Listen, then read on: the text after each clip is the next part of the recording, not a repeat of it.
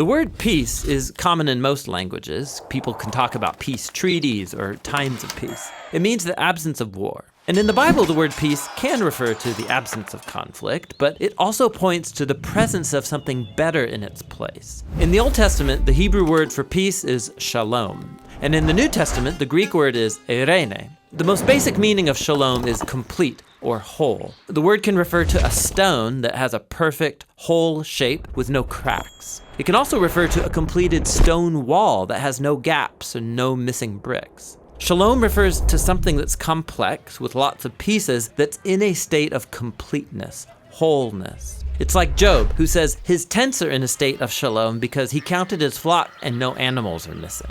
This is why shalom can refer to a person's well-being. Like when David visited his brothers on the battlefield, he asked about their shalom. The core idea is that life is complex, full of moving parts and relationships and situations, and when any of these is out of alignment or missing, your shalom breaks down. Life is no longer whole, it needs to be restored. In fact, that's the basic meaning of shalom when you use it as a verb. To bring shalom literally means to make complete or restore. So Solomon brings shalom to the unfinished temple when he completes it. Or if your animal accidentally damages your neighbor's field, you shalom them by giving them a complete repayment for their loss. You take what's missing and you restore it to wholeness. The same goes for human relationships. In the book of Proverbs, to reconcile and heal a broken relationship is to bring shalom. And when rival kingdoms make shalom in the Bible, it doesn't just mean they stop fighting, it also means they start working together for each other's benefit. This state of shalom is what Israel's kings were supposed to cultivate,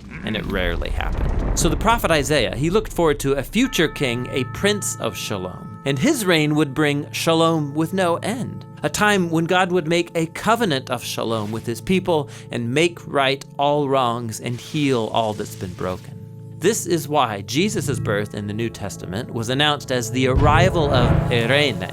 Remember, that's the Greek word for peace. Jesus came to offer his peace to others, like when he said to his followers, "My peace I give to you all." The apostles claimed that Jesus made peace between messed up humans and God when he died and rose from the dead. The idea is that he restored to wholeness the broken relationship between humans and their creator. This is why the Apostle Paul can say Jesus himself is our eirene. He was the whole complete human that I am made to be but have failed to be. And now he gives me his life as a gift. And this means that Jesus' followers are now called to create peace. Paul instructed local churches to keep their unity through the bond of peace, which requires humility and patience and bearing with others in love. Becoming people of peace means participating in the life of Jesus, who reconciled all things in heaven and earth, restoring peace through his death and resurrection. So peace takes a lot of work, because it's not just the absence of conflict. True peace requires taking what's broken and restoring it to wholeness, whether it's in our lives, our relationships, or in our world. And that's the rich biblical concept of peace.